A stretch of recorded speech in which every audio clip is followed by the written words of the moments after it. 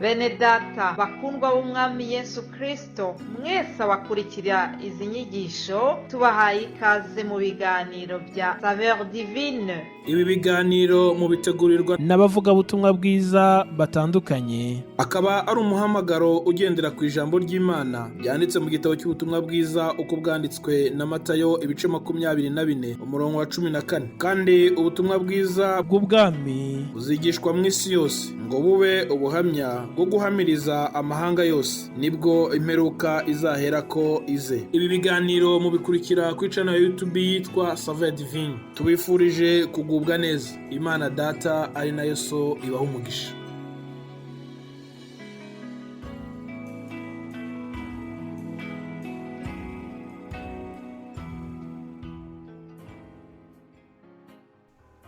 Yesu ashimwe inshuti zanjye bavandimwe mudukurikira kuri ibi biganiro bya Saveur Divine.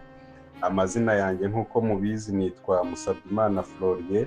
Tugiye kuganira ku ijambo ry'Imana rifite umutwe w'amagambo narihaye uvuga ngo rwana intambara nziza, imbere hari ikamba. Turasoma hano mu rwandiko rwa mbere Pawulo yandikiye Timoteyo ibice 6 umurongo waho wa 12. Reka dusome mu izina rya Yesu.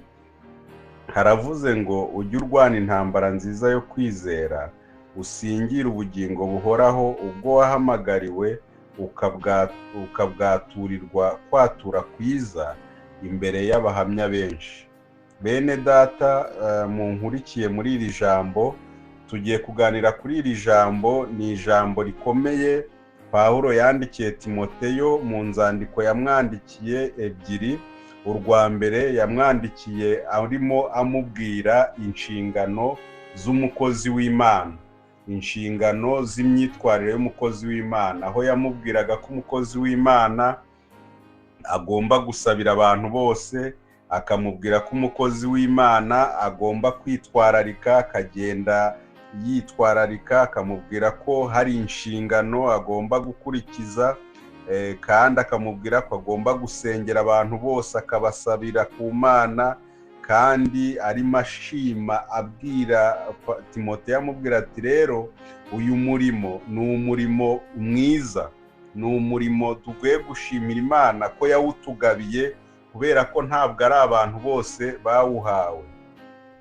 Kandi amubwira ko hari igihe kizagera nanone abantu bamwe bakajya bahakana Imana, bagahakana ibyo kuyikorera, ariko aramubwira ngo we akomeze agerageze akorera Imana, kubera ko mu Mana harimo ingororano. Mu gukorera Imana harimo ingororano, kandi amuhugura no ku byo gukiranuka.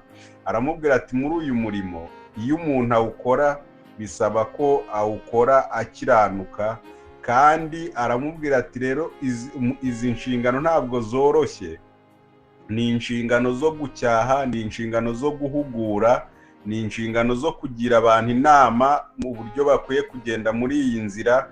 Ariko aramubwira ngo ibyo byose umuntu abikora mu bugwaneza. Ibyo ngibyo tubisoma muri Timoteyo wa mbere ibice 5 uhereye ku murongo waho wa mbere.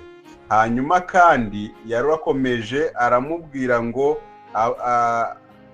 abantu abakuru b'itorero n'inama, donc amugira inama z'uburyo umuntu uyobora intama, umukuru w'itorero akwiye kwitwara nk'umuntu wari uhamagawe, yabyajwe ubutumwa na Pawulo. Mu biterane yakoresheje habonekamwe abihana benshi. Muri abo bihana n'uyu nguyu Timoteyo abonekamo, agitangira kugera ikirenge muke. Rero amujyana gake gake, ariko bigeze aho atangira kumwandikira amuha impuguro, kuko batari bakiri kumwe amaso ku maso. Mu byo yamubwiye rero yageze hano arimo asoza uru rwandiko, aramubwira ngo ujye urwana intambara nziza. Akaba ari nacyo rero tugiye kuganiraho muri iyi minota mike tuba dufite, kurwana intambara nziza. Mu by'ukuri intambara ni intambara, kandi abantu bose bararwana. Hari abarwana bakaneshwa, hari n'abarwana bakanesha. ariko ndagira ngo mbabwire mwe munkurikiye, buriya ikintu cya mbere kigufasha kunesha intambara ni ukumenya uwaguteye uwo ari we. Nicyo kintu cya mbere kigufasha kunesha intambara, ni ukumenya umuntu waguteye uwo ari we n'imbaraga afite. Iyo umaze kumumenya, umenya imbaraga afite, umenya ibikoresho yitwaje, ukamenya uburyo uri burwane. Ikintu cya kabiri, Bibiliya iratubwira ngo muhore mukenyeye kandi amatabaza yanyu yake. Ngo kandi umuntu abaye maso, umurinzi abaye maso, yakamenya igihe umujura azira ntiyemera amucukurira inzu. Ahangaha ibyo byose ni ibintu byerekana ko mu by'ukuri umuntu witeguye kunesha intambara ari umuntu uhora yiteguye. Guhora witeguye rero ni ukuba waraguze intwaro z'ingenzi z'ibanze zishobora kugufasha kwitabara igihe cyose. Icyo ni icya kabiri, ariko hari ikintu gikomeye cya gatatu, ari nacyo numva nshaka gutindaho umwanya mutoya. Ni ikintu cyitwa kumenya icyo urwanira. Mu by'ukuri buriya umuntu wese ushobora kuba uzi abaguteye, ushobora kuba uzi ingabo ziguhiga, ushobora kuba ufite n'ibikoresho byo kurwana, ariko iyo nta mpamvu iri gutuma urwana, kunesha biba biri kure, gutsinda biba biri kure. Ikintu rero bita kumenya icyo urwanira nicyo kintu gikomeye cyane. Bene data, ndagira ngo mbabwire ngo tuzirikane, Bibiliya iratubwira ngo muzirikane guhamagarwa kwanyu bene data kwacu, kuko ab'ubwenge bahamagawe atari benshi, n'abakomeye bahamagawe atari benshi. Rero uku guhamagarwa kwacu, twahamagariwe gukorera Imana, twahamagariwe kugenda mu nzira y'Imana, kandi duhamagarirwa kuba icyitegererezo mu byo dukora no mu byo tuvuga, kugira ngo isi ibone umucyo uturutse muri twe. Bibiliya itwereka ko Satani aza mu isi, isi yabonye ishyano kuko umumarayika w'umwijima yari ayimanukiye. Byasabaga rero abantu b'umucyo kugira ngo babashe kumurikira isi. Abo bantu b'umucyo rero nta bari bahari, niyo mpamvu Yesu yaje arapfa kugira ngo mu rupfu rwe havemo umucyo uvira abari mu isi. Bibiliya iratubwira ngo icyakora abamwemeye bose bahawe ubushobozi bwo kwitwa abana b'Imana. Ntabwo ibyo byavuye ku muntu, ahubwo byavuye ku bushake bw'Imana. Bene data, ndagira ngo mbabwire ngo ikintu twahamagariwe kuba umucyo, twahamagariwe gukorera Imana.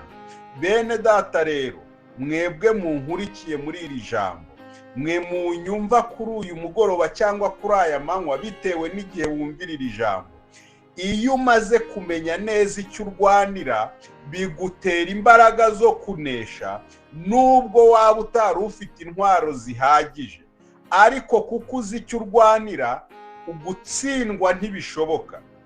Kandi ndagira ngo mbabwire ko uru rugamba turwana ntabwo ari urugamba rw'umubiri. Nubwo tubona ibitero bigaragara, ariko turwana n'imyuka yo mu kirere, y'ahantu ho mu kirere itagaragara, kandi tuyitsindisha gusenga no kwizera Imana, tuyitsindisha kuba imbere y'Imana, tuyitsindisha kwihana ibyaha, tuyitsindisha kwera no gukiranuka.